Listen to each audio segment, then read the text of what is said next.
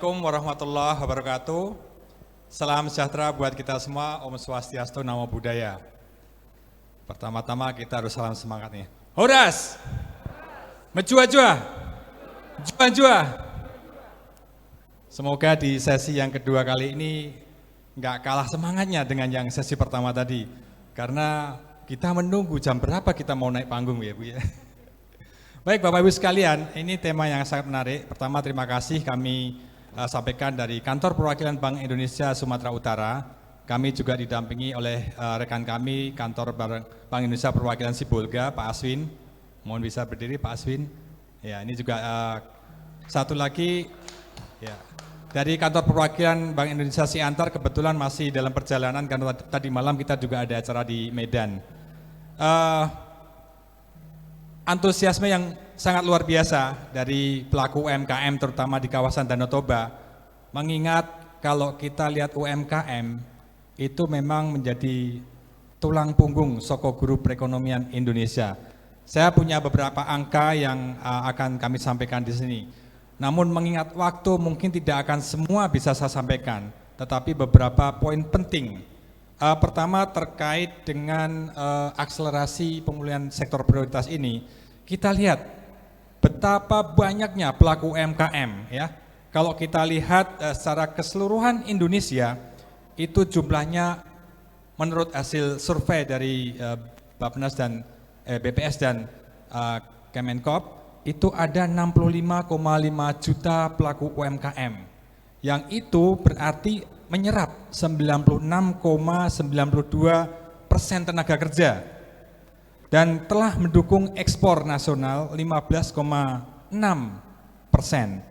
serta berkontribusi terhadap pembentukan PDB nasional itu sebesar 57%. Jadi kita pertama bayangkan bahwa pelaku UMKM Indonesia sangat besar sekali, yang 99% pelaku usaha di Indonesia adalah bentuknya UMKM. Tetapi kalau kemudian kita lihat peranannya dalam ekspor memang masih besar, tetapi hanya sebesar 15,6%. Artinya ada nilai yang diciptakan oleh pelaku UMKM itu masih kalah jauh dibandingkan dengan pelaku besar. Nah, saya kemudian mengerucut kepada pelaku yang di Sumatera Utara. Di Sumatera Utara sendiri jumlahnya menurut catatan BPS itu ada sebanyak lebih dari 1 juta. Angka yang kami terima itu sekitar 1,2 juta yang bentuknya atau variasinya itu terdiri dari UMKM yang mikro jumlahnya 90,08% atau 1.061.000. Kemudian yang kecil, menengah dan besar semakin berkurang jumlahnya. Artinya apa Bapak Ibu sekalian?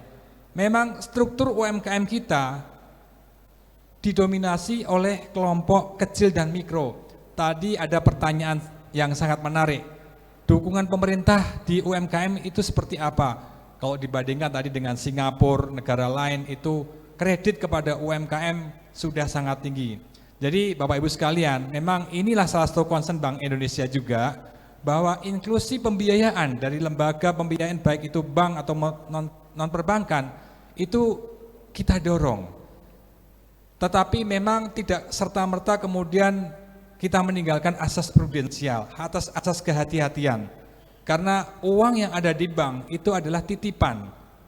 Kami menyadari perbankan juga dalam menyalurkan kreditnya pasti ada asas-asas kehati-hatian.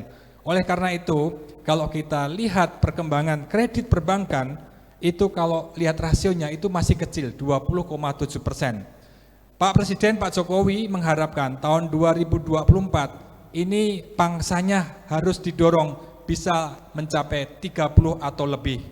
Bank Indonesia sebagai salah satu otoritas yang mempunyai kewenangan di dunia keuangan termasuk makroprudensial itu terkait dengan pembiayaan perbankan, itu juga kita mendorong meskipun tidak semua bank, hanya sekitar 50% yang mempunyai kemampuan menyalurkan kredit kepada sektor UMKM. Jadi contoh-contoh perbankan seperti Mandiri, BRI, BTN atau bank-bank himbara itu contoh-contoh yang sudah sukses.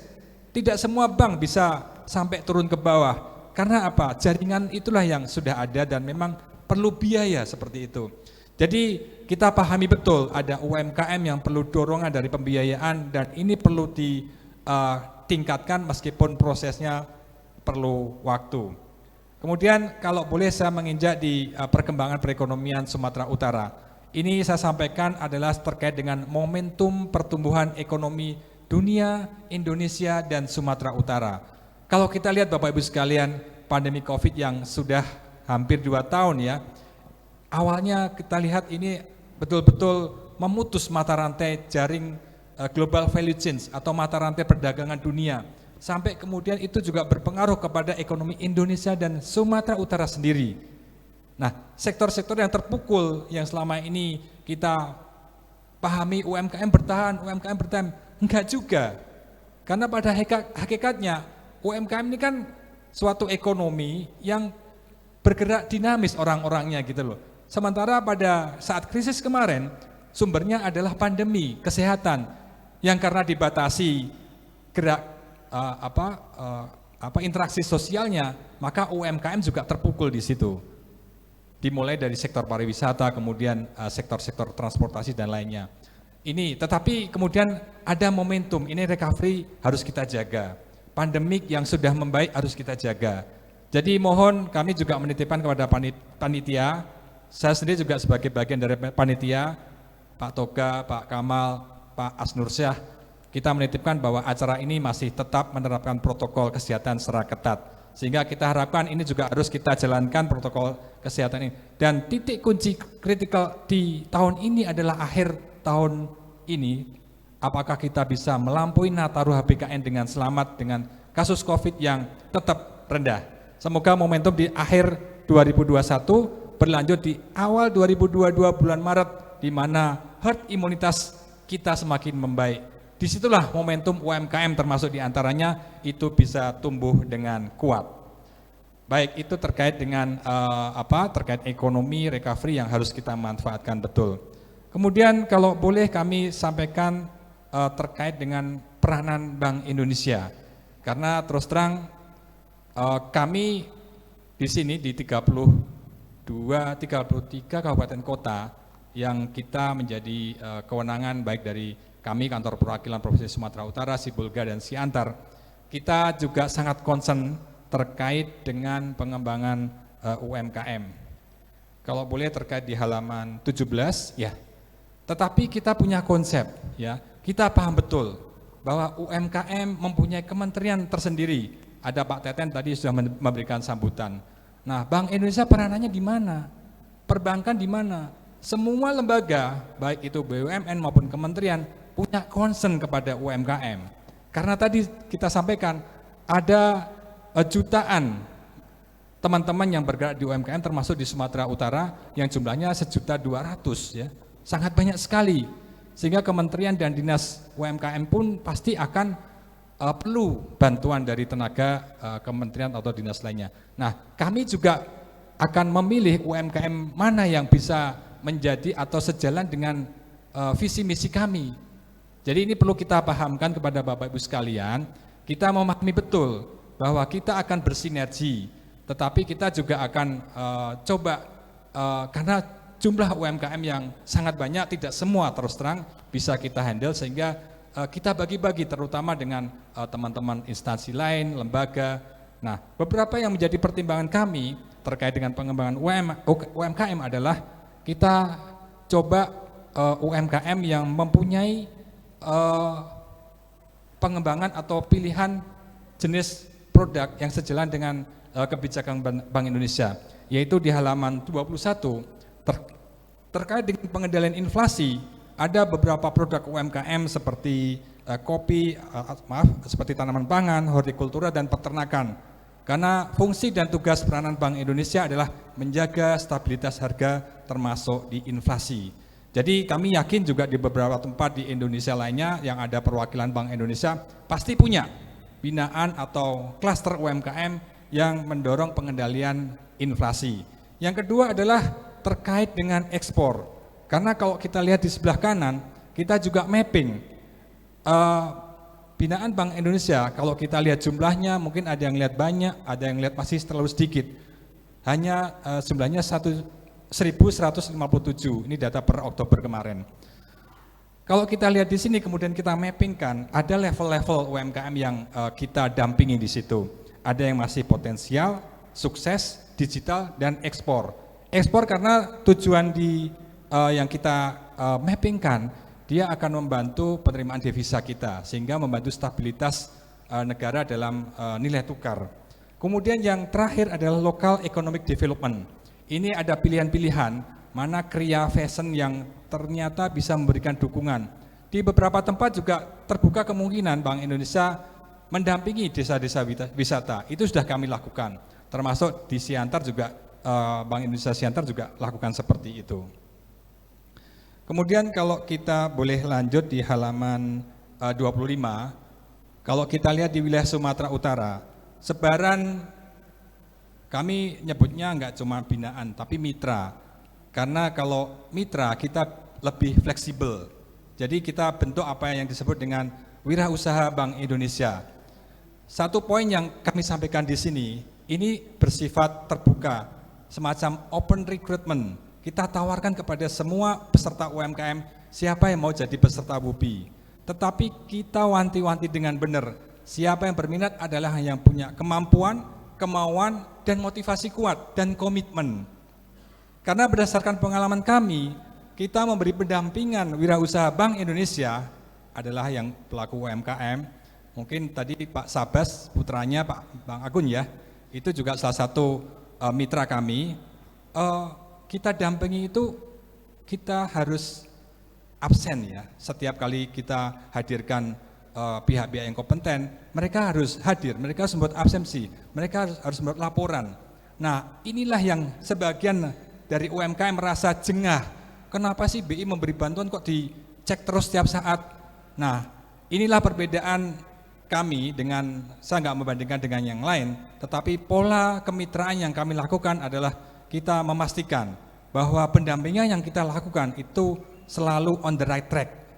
Dan mereka yang teman-teman UMKM ini harus betul-betul komitmennya terjaga. Itu bisa 6 bulan, bahkan bisa sampai 2 tahun kita dampingi secara terus-menerus. Kemudian kalau boleh kami sampaikan, di halaman 26 memang ini WUBI sudah bertambah untuk wilayah Siantar juga barusan kemarin tengah tahun ada rekrutmen, sudah terpilih ada 23 teman-teman wirausaha Bank Indonesia. Kita harapkan dari satu ini WUBI kita kenalkan apa yang disebut dengan korporatisasi UMKM. Jadi pengusaha UMKM ini harus menggandeng UMKM di sekitarnya. Jadi dia bukan individual, kita harapkan satu tapi dia bisa menggandeng. Ada mata rantai sehingga mereka mempunyai bargaining power yang lebih kuat dari UMKM ini. Kemudian kalau kita lihat bagaimana peran Bank Indonesia terhadap perluasan pemasaran, kita mempunyai jaringan kantor perwakilan Bank Indonesia seluruh Indonesia, dan kita juga mempunyai kantor perwakilan Bank Indonesia di luar negeri, dan kita bekerjasama dengan berbagai KBRI dan Atase Perdagangan, sehingga berbagai program internasional yang memungkinkan kita ikuti seperti pameran kopi di Singapura, di Inggris, bahkan di Prancis, itu bisa kita hadirkan pada saat zaman normal. Tetapi ketika pandemi kemarin, kita cukup menyampaikan sampel dan diskusi secara online. Ketika ada peminat-peminat yang difasilitasi oleh KBRI maupun kantor perwakilan Bank Indonesia di luar negeri, kemudian kita sampaikan kepada rekan-rekan UMKM yang menjadi binaan dan mitra Bank Indonesia. Kegiatan terakhir di halaman 29, kita juga membuat event nasional yang bertajuk KKSU, Karya Kreatif Sumatera Utara. Ini tema besarnya adalah di nasional, karya KKI, Karya Kreatif Indonesia, yang waktu itu Pak Jokowi, Ibu Irina, Bu Jokowi juga hadir. Nah, Bank Indonesia juga seluruh provinsi menghadirkan karya-karya terbaik. Jadi kami sangat mengapresiasi Bu Dekranasda yang sangat mendukung ULOS Sumatera Utara, khususnya di Taput, punya karakteristik dan kualitas yang sangat tinggi. Kami juga punya binaan di Taput, dan itu sudah mendapat apresiasi juga dari Pak Ketum, dalam hal ini Pak Gubernur Bank Indonesia.